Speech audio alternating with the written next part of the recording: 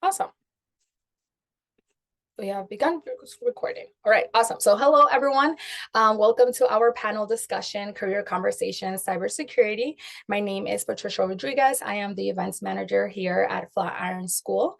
I oversee all of our virtual and in-person events with a focus on finding authentic opportunities to grow our community through strategic programming. We're so excited to have you join us today for this wonderful event that we have created in partnership with the Women's Society of Cyberjutsu, who is an organization dedicated to raising awareness of cybersecurity career opportunities and their investment for women in the field. We want to give a special shout out to Mari and Siobhan, who were our point of contacts during this event and who really helped us facilitate this collaboration. So thank you, and we're so excited to have you here. I want to give you all a quick reminder that we will be using the chat as the main source of communication. So please make sure that you set that blue button at the bottom from host and panelists to everyone so we can all chat together. We will have some time at the end for a Q&A. So if you have any questions, please feel free to drop them in the chat box or in the Q&A function, and they will be answered at the end. Now, without further ado, I have the pleasure of introducing you to the stars of the event. Today, we are going to be joined by Jordan, Elaine, Gloria, and Kiana, who are all women in the cybersecurity space within different capacities. These women all have firsthand experience on the field and will be bearing it all during this conversation. So without further ado, let's get started. And I would love for us to get started with just introducing ourselves. So can you please talk about your background and how you got into cybersecurity? And if possible, can you also share what made you choose cybersecurity specifically? So I am going to popcorn it to Gloria.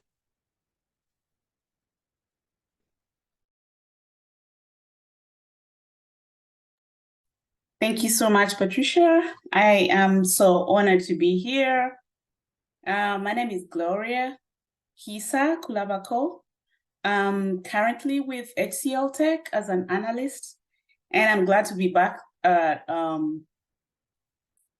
to be back to my roots, which is Flatiron School. I was trained by Flatiron about a year ago, so I'm pretty much new into cyber.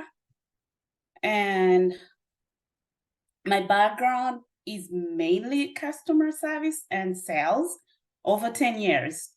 So for those of you that believe that you cannot actually do the switch, yes, it's possible. You just need to have that one thing that you love about cyber, and that alone will get you into doing what you love.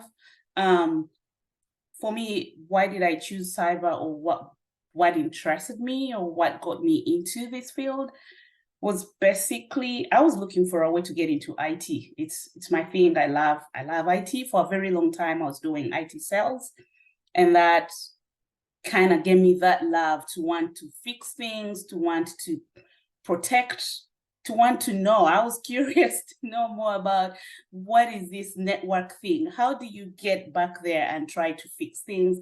How does the internet work, and what fires it all up? So that curiosity got me into the cybersecurity space, and I'm very happy to be here today.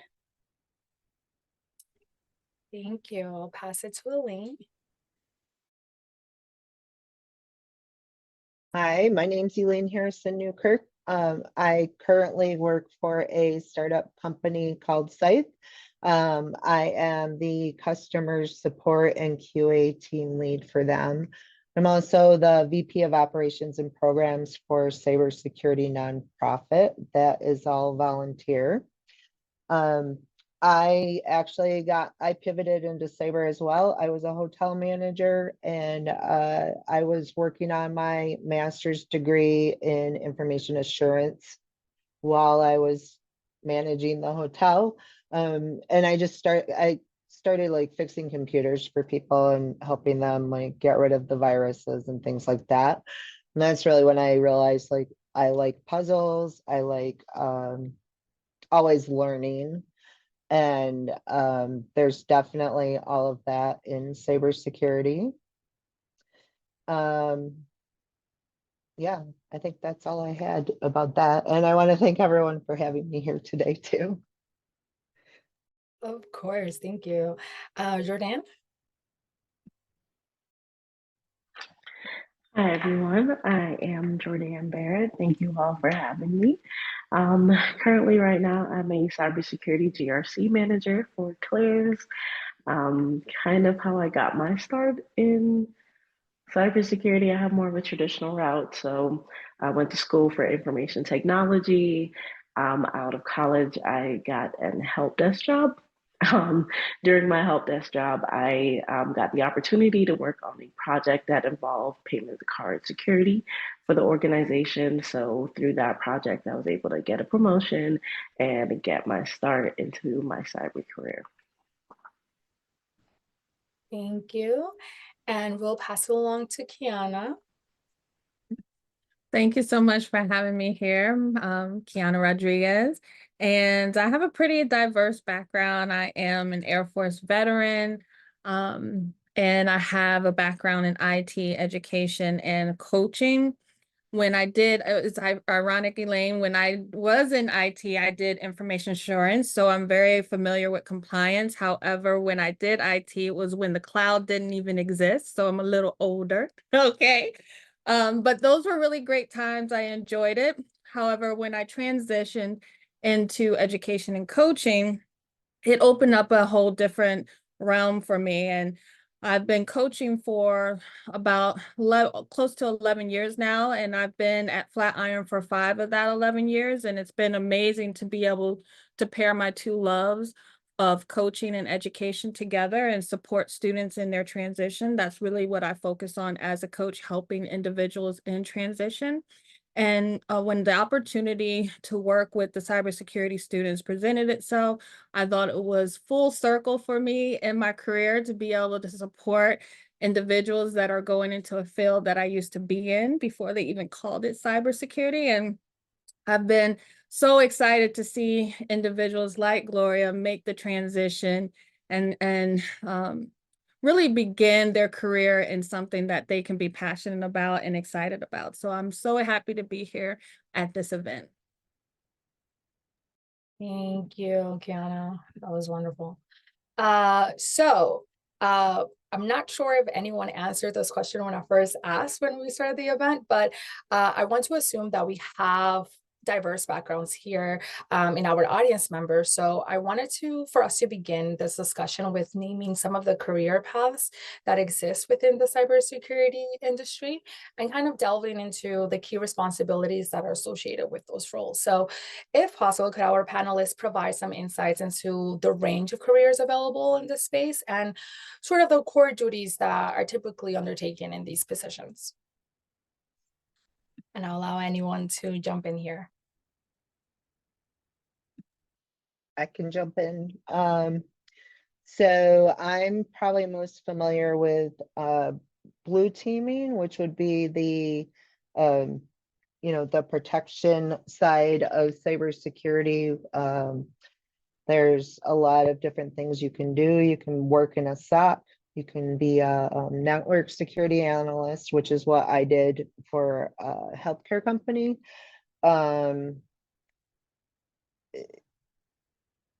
Sorry, I just totally blanked out. But yeah, there's a huge range of different careers that you could take into blue teaming. The same with red teaming, which is more of the ethical hacking, where your red team tries to break into your network or systems, and you can utilize that with the blue team and come out with the gaps that are in your security controls. So on the red team side, you could do pen testing, penetration testing, which is really like the main thing where you're trying to break into systems or break into a network. You could even be just like on the planning side of things too. You could either coordinate, individually with your red or blue teams, or as they call it purple team when it's red and blue working together. You could be a purple team manager, where you coordinate the whole testing between the red and the blue teams, and you're kind of the go-between. I think I'll stop there because I know other people have other things. I can jump in after Elaine, so I can speak specifically to the area I work in, which is governance, risk, and compliance. So in this sector, you can be a risk analyst. So that's really focused around kind of risk from a risk assessment, helping the organizations with their controls. A lot of GRC work is auditors. So you can be a security auditor, internal audit for an organization. Currently, right now, as I said, I'm a GRC manager. So I oversee each of those specific functions. So that's the compliance of the organization, any audits that we have to go through, I have to make sure that we are compliant with them. Speaking with external audit, I am responsible for our metrics, for our risk. So creating dashboards, KPIs, things like that. And really just the government's piece is knowing how to draft policies and adhere to those. And they even have policy analysts, things like that. Anyone else wants to add, or now we can jump into the next question? Huh? All right. So when coming up with this event, and specifically when talking about cybersecurity, we have to acknowledge the discrepancies that they are when it comes to gender. I wanted to ask you all, what do you think is preventing women from getting into the cybersecurity space? And do you believe, are there enough women in the space to begin with? I will popcorn that to Kiana. What I think maybe is preventing women, I think is also when it comes to just knowing the option is there, and knowing what are some of the programs that are offered to for STEM, and going through school, understanding that. But I think there's definitely not enough women in tech, of course, but I think there's a lot of great organizations that are bringing awareness, and I think that is what I'm talking about: the lack of awareness, and the not even knowing the disparities that are out there about women in tech. And I think that I recently saw that even from a space, there is just a extremely low number of women, and especially when it comes to different groups, I would say, of disparities. And so knowing that, I think that it's great that we do have these conversations and understanding how we might want to improve that, bring that awareness, and allowing us to figure out ways that we can make a change in that area. I want to popcorn it as well to Elaine. Yeah, I would agree with what Kiana said. I know, like, back in the day, there were no resources for cyber. Like when I started, I mean, I started out as a PC tech, but yeah, like there was nothing until maybe 5 years ago. I started stumbling across trainings and that type of thing. And especially for high school STEM, there's been a big push in that recently, but 10 years ago, I don't think there was any talk at all about cyber. I'm actually going to speak at my daughter's school next month to talk to their computer science class about careers in cyber and kind of spread the word, especially for the gals. You have the different coding camps and that kind of thing now that are out there that are really awesome. And even I wanted to say too, even like as far as like kids books, there's a lot more of children's books about cybersecurity out there now, so we can get them started early. And I don't think it's not that women can't get into cyber. It's really more like Kiana said again, there's it's just finding the resources, right? Sometimes, I mean, you can't afford a full college program necessarily, but there's a lot of scholarships and free training out there too. You don't have to go to college, my opinion only, but I don't think you have to go to college. Most of what I do, I learned hands-on through the years. Thank you for that. It does sound like we are on the right path when it comes to like awareness. And as you mentioned, there are a lot of organizations right now and programs and scholarships that are geared for younger girls to get into the field. So I think while we can't do anything about the current space right now, I think it is exciting for the future generation to see what the space will look like in a couple of years. This is a great question because I think Aline mentioned how, we're catering these programs to the women, specifically the girls. What would you guys consider are unique skills that women bring into the space that are needed? And I'm going to popcorn that to Gloria. Thank you, Patricia. I believe women are we're very, I would say tolerant. And we're good at multitasking. At least I am. And I'll speak for several of my friends that are ladies, that we are good at doing those two. And I believe that they are key to getting one far in this field, because I look at my work, I'm not there yet, like in cyber, I'm not where I really want to be, but I know I'm at the beginning of my journey, and I see these two working for me pretty well. How about you, Jordan? What do you feel that women bring to the field that's unique? Everything, honestly. I mean, women rule the world, but specifically, I think our communication styles. So, way we communicate, our attention to detail, our problem solving skills, I think is, unique.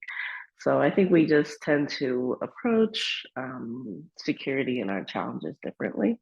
So that's what I think they bring. Thank you for that. I wanted to ask this question because I want to encourage, again, we want to encourage women to get into the space. Although there might not be the technical skills, we definitely have some soft skills there that we can apply to these conversations and to collaborating with men in the cybersecurity space. So thank you for that. My next question, I wanted to ask you guys about the glass ceiling. So for those joining us who are not aware of this term, the glass ceiling refers to an invisible systemic barrier that prevents certain people from rising to senior level positions within an organization. This is mostly related to like women or other underrepresented groups. We know that this is present across various industries. And I wanted to know if it's not different here. Is the glass ceiling more visible in the cybersecurity space, or would you consider it to be consistent with how it is in other industries? And I'm going to popcorn that to Elaine. So, in my experience, there is a glass ceiling still. I feel like it's probably never going to go away. I've had several experiences, just with older corporate mindsets in management, where, I definitely wasn't going to go anywhere if I stayed there. So I moved on. I think if you're working, so I guess like I work for a startup now and I see the mindset as a lot different than when I worked in healthcare or finance. Because startups, I feel like they have people who have more dynamic mindsets. They're willing to change quickly because you kind of have to in a startup anyway, right? You're not doing the same processes and procedures over and over for years and years. So it definitely does exist, but you can find places where it's minimal if you look hard. Anyone else wants to jump in here? I would say I remember, yes, I agree with Elaine. I think that it's interesting because some of the dynamics in the workspace, and how women show up and show out in their roles, and knowing that the expertise and the level, I think women recognize how they have to present themselves in the workplace and how they have to continue to level up. And I just wanted to recognize that portion of it, knowing that even though the glass ceiling is still there, I just want to acknowledge the force that women come with in the workplace and how we are able to just go above and beyond in our roles. Thank you for that. So while Gloria, Elaine, and Jordan are currently in the field, Kiana, as she has mentioned, she was part of the field before, and now she's in career coaching. So I wanted to ask you specifically, as a career coach specializing in cybersecurity, what are some of the common misconceptions or challenges that individuals transitioning into the field often face? And how are you helping them navigate these obstacles effectively? As I think is a very good question. I mean, there's a couple of things that come to mind, but the top misconceptions I see are, I need more training outside of the boot camp space, and I need certifications in order to land a job in cybersecurity. And those are some of the things that my team typically work with our cybersecurity students with the most. I think I speak to so many students specifically. Actually, I did this today. You're like, oh, do I need to, what certifications do I need to get? And, how many do I need to get? And I want to help my students understand that it's okay to go after certifications. However, the intention behind getting a certification, are you believing that this certification is going to guarantee you a job? Because that's not the purpose of getting a certification, and helping them understand the why are they going after certain things, helping them narrow things down so that they can be focused, because cybersecurity is so vast, and helping them understand specifically how they're making this transition and owning owning their new title as a cybersecurity professional. And so I think students tend to feel as though they need more training and certifications. Certifications are great. They're great to get, but I want to make it clear that it's not a guarantee to get a job. That's what I wanted to make clear. So I would love for anybody else to chime in on that one. And even knowing, like, what are some of the things, I wonder, Gloria, what are some things that you might have thought making that transition?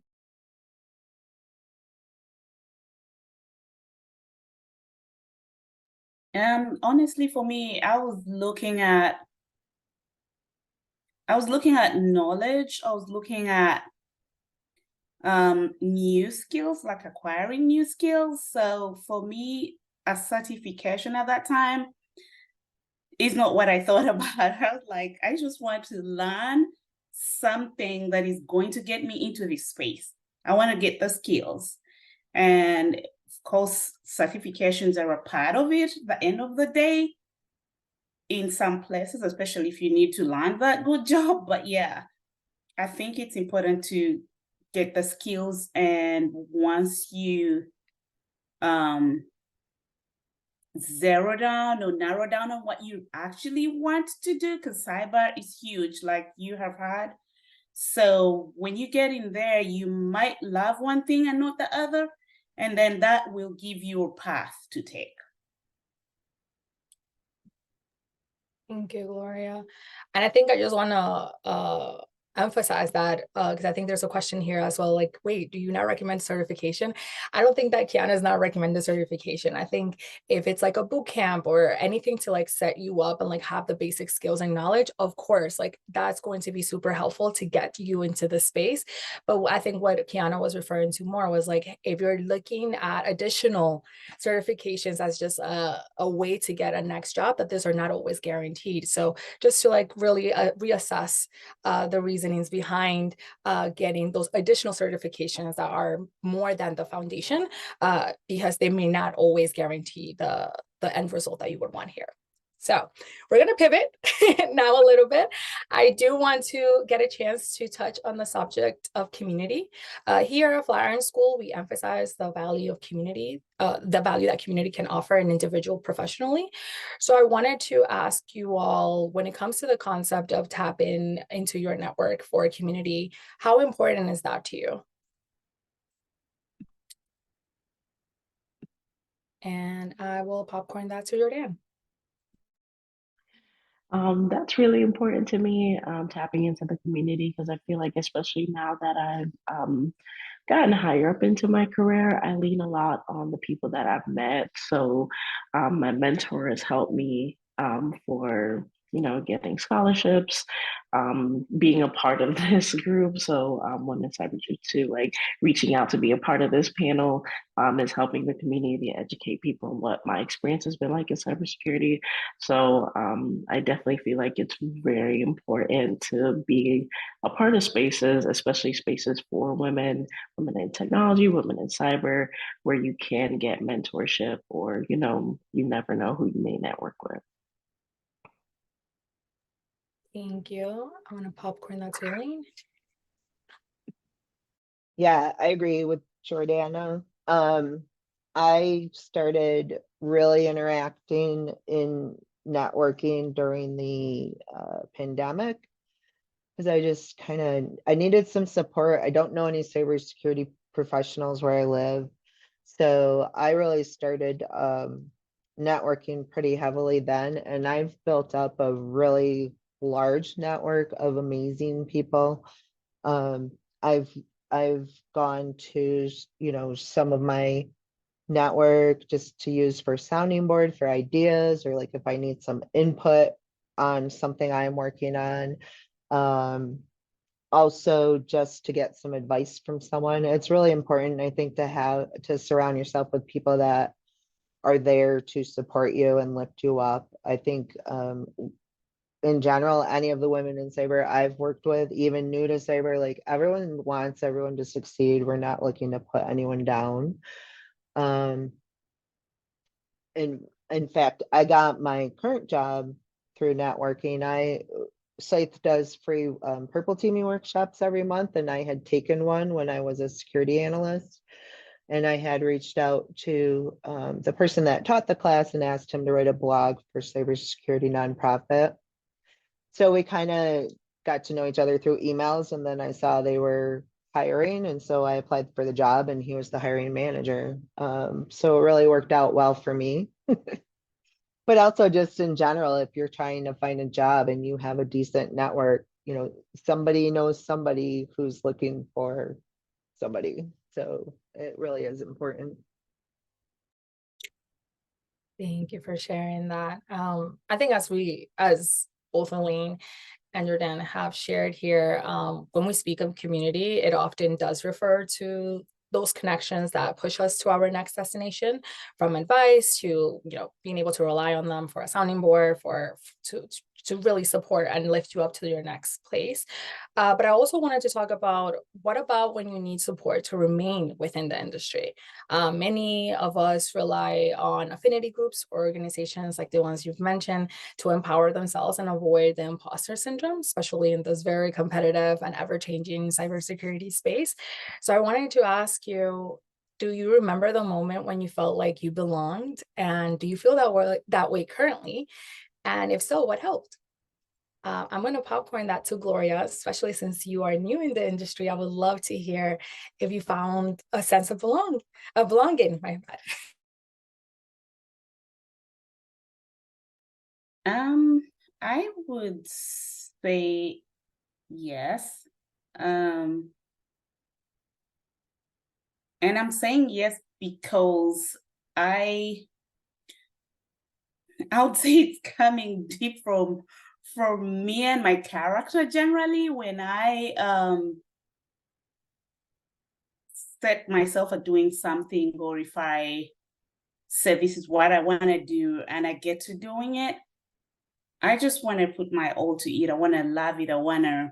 So as part of doing that, I definitely have to make myself comfortable before I can, learn and unlearn and ask questions. Because if you don't feel like you belong, it's going to be very hard for you to learn.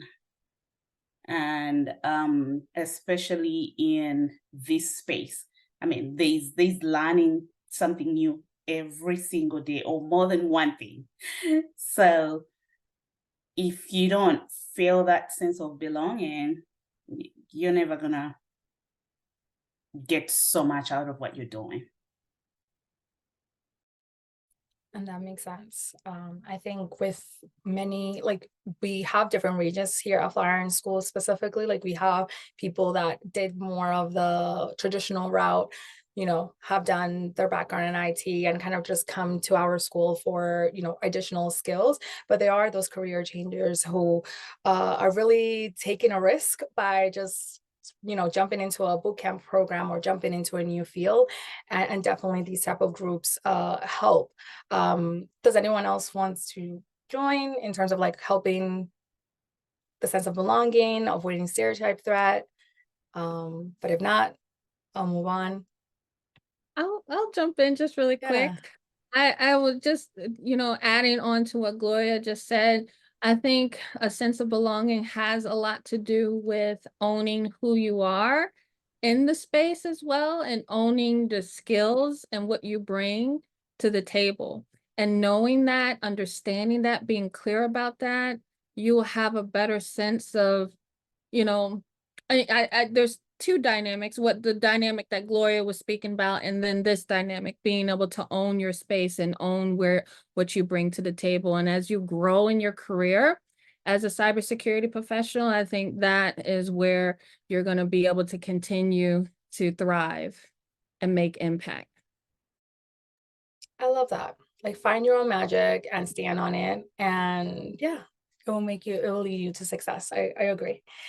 I guess just to wrap up the conversation, I wanted to ask you all, what is something that you would like to share with other women about getting into the cybersecurity space? What is something that you wish you knew earlier in your career, that you think that would be valuable to other women who are getting started? And I will popcorn that to Jordan. My advice is just to be confident in yourself. So just to kind of piggyback of what Kiana said, know your skill set, know who you are, have the confidence of your coworkers, show up and just know that you are able. Okay, advocate for yourself. Kind of like Elaine, she was writing a blog, reach out to somebody, write your blog, put yourself out there, communicate with people, network with people. But most definitely do all those things with the confidence. Thank you, Elaine.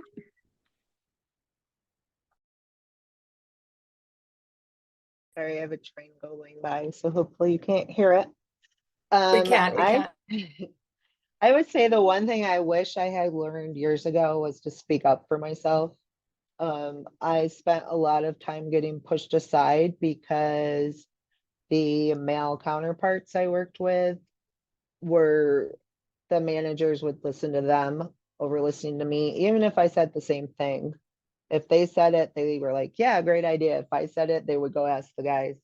And I kind of would just be like, okay, whatever. And now I don't. Like, if I'm not heard, I make sure I'm heard. It's not easy. It takes some time to get to that point. But also, I guess in that respect, when I realized that I actually was dealing with imposter syndrome, then it was easier for me to be heard, because I never really knew what it was. And then all of a sudden I was like, oh, well, that's the problem. So yeah, just don't let anyone just step on you, or, if you're being interrupted in a meeting and things like that, call it out. What's the worst that's going to happen? You'll get fired. I don't know. But yeah, stand up for yourself for sure. Thank you. Gloria, do you want to jump in here? Or?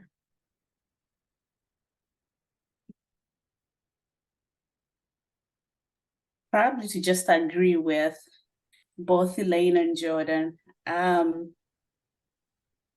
would say I have not really struggled with speaking up for myself and trying to make sure I'm heard.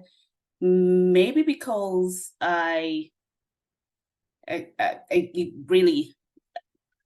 it comes from my background. Generally, I have always been that outspoken person. I would tell you clearly, this is what I'm doing, and I stick to that. But I think also as ladies, we need to, yes, with the confidence, we need to make sure we work on our skills and make sure we are, shining. Like once you shine, it's gonna be very easy for you to be heard. Everybody will want to talk to you. Everybody will want to consult you, and that way you get to grow. So work on ourselves, work on our skills, work on both communication and the skills to do the job. And don't fear to ask. Always ask. Always ask and ask and ask. Thank you, Gloria. I think, yeah, I couldn't agree more. I think it's exactly what you said. Not only what you all said is not only to be confident, but also continue working on your skills. Continue being a continuous learner, continue being on top of everything, throwing yourself on projects, be visible in your company so that, as you mentioned, so that people are coming to you and are listening to you when you have things to say. I guess this is perfect way to lead to this conversation. I think, while we're all trying to empower women and get them into this space, we cannot do this without our male colleagues and leaders. So I wanted to ask you if you could provide any advice for male colleagues and leaders to enable and empower women in this space. What would it be? And I'm going to popcorn that to Kiana. Well, I would say to be open, honest, and transparent. I know that some of those words might be overused, but I would just give an example. When I was in the Air Force, and as you know, in the Air Force, it's very militant, right? You follow orders. And I was very young. I went into the Air Force when I was 18 years old. And so going into a position where you have to follow rules, you're very structured and you can't speak out. I would apologize a lot for things that I did, and I would be working and I'm like, oh, I'm sorry. And a male counterpart was a manager, pulled me aside and said, stop apologizing. You have nothing to be sorry about. And that changed my whole perspective, right? And from then, if instead of me apologizing, I changed my posture. If I might have did something that was like I might say something like, thank you so much for your patience, or I appreciate this and that, and just changing my language versus me just, oh, I'm so sorry. And that, I think, made strides. And just by him working alongside me, helping me stand up for myself in that way and partnering with me, I think made a huge difference in my career and how I communicate.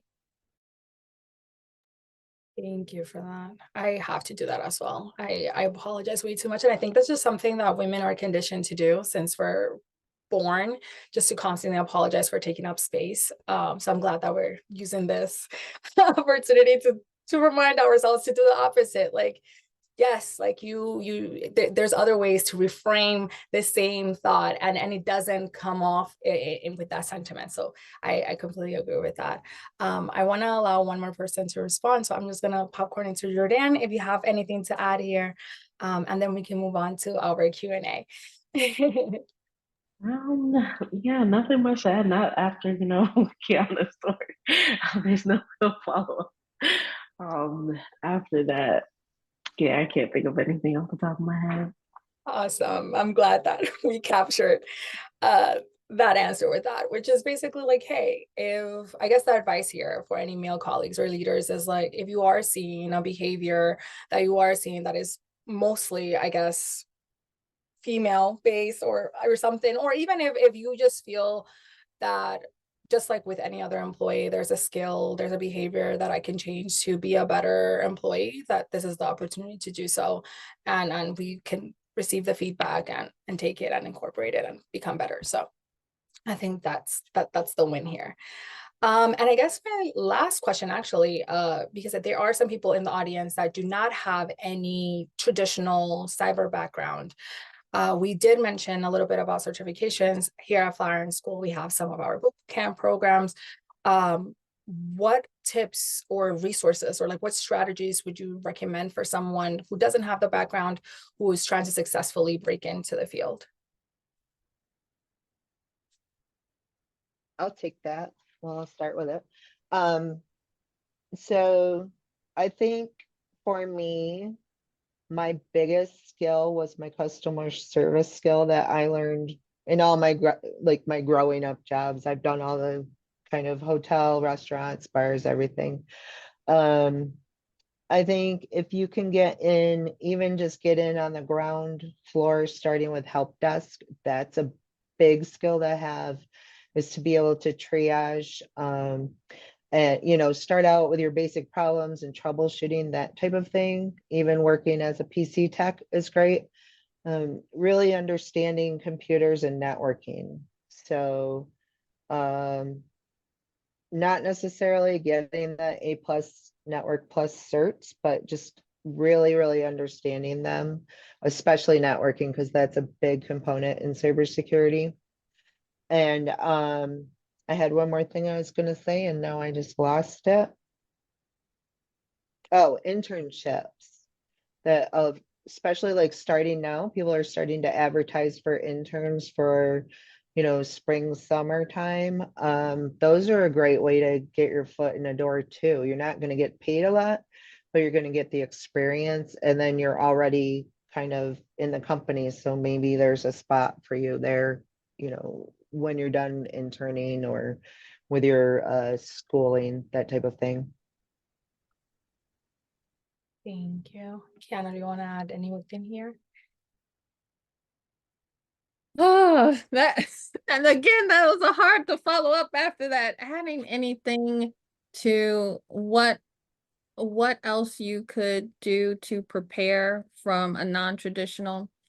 I think I think it's very good to always be curious, and coming from that curious standpoint, um, finding individuals that you can ask questions. There's a lot of different events that you can participate in, and asking those questions. You can find different resources. There's tons of resource out there where you can continue to expand your knowledge base and dive into different areas of cybersecurity. I think it's completely right. Networking is big, but then you have different aspects, but staying curious and remaining curious, asking questions and digging in, finding those resources, I think is it's going to be important as well.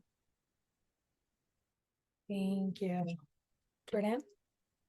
Yeah, so as I said earlier, to advocate for yourself, I can see people in the chat are like putting their blogs in there. That's what I did when I first got started, and even jobs I applied to, they read my blog. I got interviews off of that. So please put yourself out there, put your knowledge out there, and being able to kind of communicate what you've learned, right? Elaine mentioned understanding PCs, networks, being able to communicate that. and what you know, post that blog on LinkedIn. Like you never know who's going to see it. So I feel like that is great. Also participating in like capture the flag events if you're into the more technical side, but just looking at to what's out there, free things, scholarships, things like that. Thank you. Gloria, do you want to add something here? Or if not, we can move on to the Q&A section.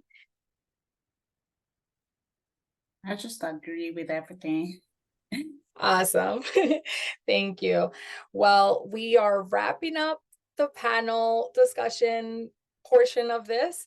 We're now going to move on to the Q&A. We have a few questions here. Okay, I'm just going to start with them, and if I miss anything, please feel free to share it with the chat again, and I will ask these. So can you talk about work-life balance in your roles and the stress/anxiety levels that you experience it with it? Anyone can jump in for that one. I'll start.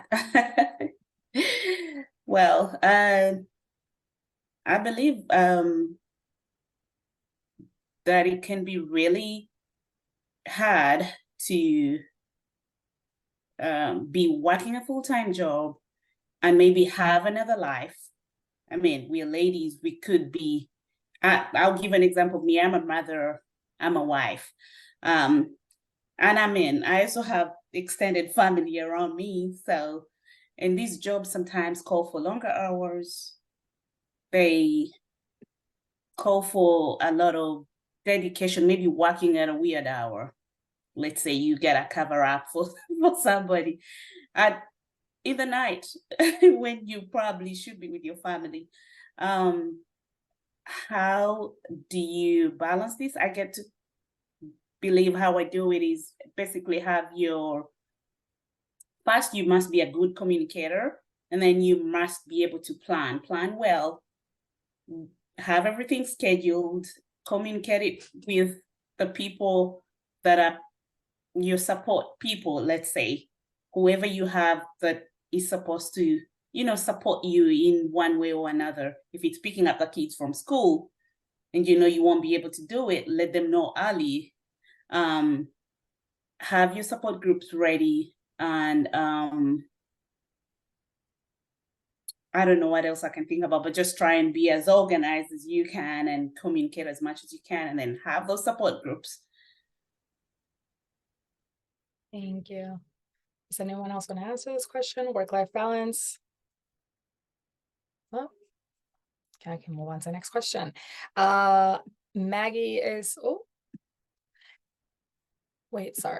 Maggie asked us, what are typical entry-level positions other than IT help desk?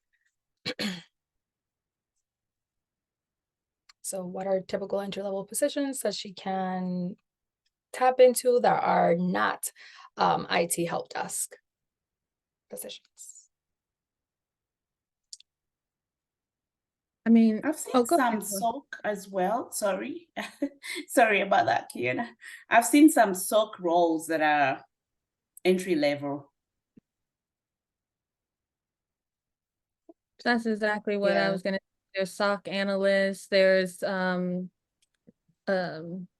admin, entry level roles. I mean, some of my students even got digital forensic entry level roles. Another one did get a GRC role. And so I think across the board in cybersecurity, there are different aspects of entry. I think the one that is slimmer and entry level roles would be pen testing. They exist, very slim. They're like internships. They're very slim on the pen testing entry level roles. Thank you. Next question here. I think this might be for Kiana as well. What certificate skills do employers expect to see in an entry-level position for a candidate in 2024? I think that that is a very hard question to ask because all the companies are looking for different things, but I will say that it's not just about your technical skills. Companies are looking for an entire candidate. And so a lot, as you've seen, on this panel specifically, we have one person that did it the traditional way and two that did it the non-traditional way. And all of these women have different soft skills that paired with their technical skills. And so I think it's important for individuals to do research specifically on what type of position they're looking for and what the company is looking for, and then being able to adjust and apply those skills. So I think when it comes to skills, if I would be specific, it's critical thinking. And I can actually, Michelle and we just did another community event on this, and I can put in the chat some of the research that I've done and found of what employers are specifically looking for. Let me put this in the chat right now, and hopefully that will condense my answer. Thank you. Still going through the questions to see if there's anything else we missed.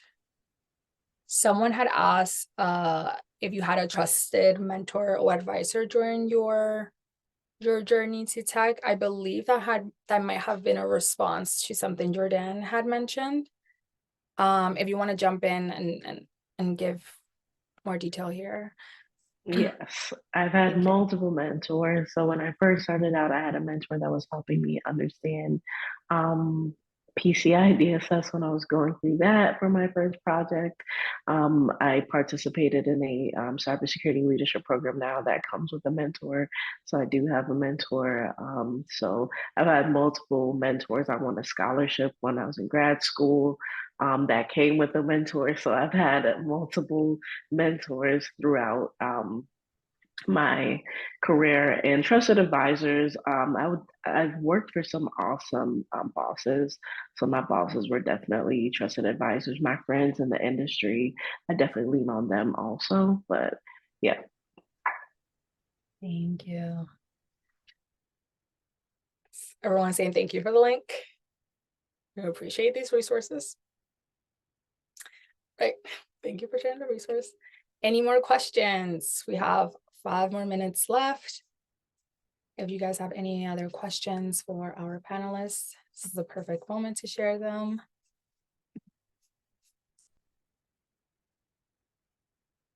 I keep getting told I need a master's degree. Is this true?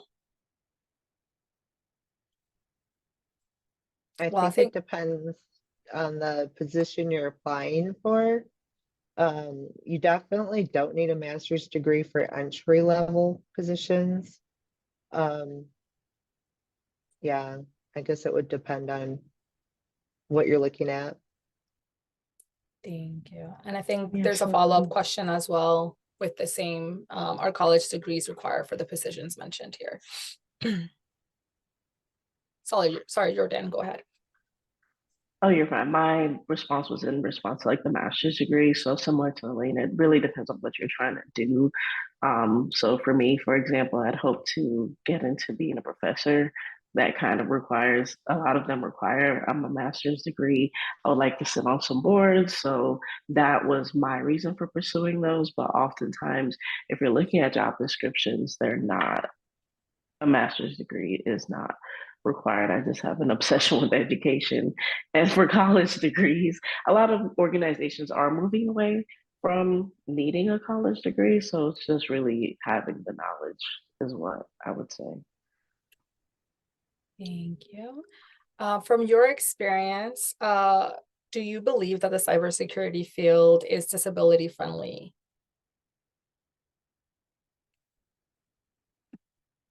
If there's no response, maybe you guys don't have that insight. That's totally fine. That is one of the questions in our Q&A. I don't have much insight, but I think I've been seeing a lot of support around neurodivergence. So that's become a thing. I know a lot of conferences now, they always have a session towards that specific area, but not too familiar with what else is offered around disability in the field. Um, I can just give like my experience, and this was 10 years ago, but I have chronic pain, I have a chronic illness, and at the time I had cancer too, but I didn't know it. And I was working weekends and nights on projects and doing all kinds of things I probably shouldn't have been doing. And I was just pushing myself because I didn't want anyone to think that I couldn't do the job because of my disabilities. So I can't really say if it's disability friendly, but I would say if you get, depending on the job you get into, you are going to be expected to be on call and work really late or work weird hours. And if you do have a mental or physical disability, I think it's important to let your employer know so that they can help you with accommodations. And maybe, make sure that you're not doing all those shifts, that you're sharing the load with other people, which again, that was something it took me a while to learn. It's a learning process for sure. More questions. Any experience with forensic cyber projects? No. Okay. Great cyber skill practice websites or projects that you would recommend. Would those be some of the websites that we shared earlier in the conversation? Okay. Move on. I'm doing a cybersecurity program and keep being told I'm not the right person or fit the right profile. I know that as a beginner, I am not a rock star applicant or expert in cybersecurity. How can I maybe speak to these gatekeepers without being salty? That might be more of a personal opinion here.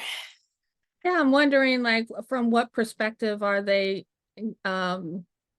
making those statements, and like what is causing them to make those statements? And yeah, I mean, I think that's starting there. Like, where is that coming from? And are you okay? Right. And I think, like everyone said here, please advocate for yourself if you feel like this is not true. Please Don't be salty. Yeah. Okay, since we only have 1 minute left, if there's any last questions. No gatekeeping.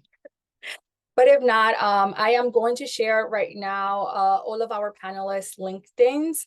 Please feel free to connect on LinkedIn. I'm positive that they will feel comfortable just answering any questions, or just connecting and being a resource for you.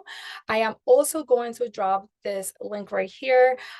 This link is for you all just to share your thoughts and feedback on the event. We can only make our events as great as you let us, as we can make them for you. So please let us know what worked well, what did not work well, and we can definitely apply this for our event programming in the future. But again, I want to thank you all so much for joining our Career Conversations panel. I want to thank our lovely panelists. It was wonderful just learning more, not only about cybersecurity, what it means to be a woman in the cybersecurity space, and what is next, what can we look forward to. Again, please keep an eye out for any events that we're having. We have also shared our partners' information. Thank you again for the Women's Society of Cyberjutsu. We will not have been able to make this event possible without you. And yeah, thank you all and have a wonderful day. Bye-bye.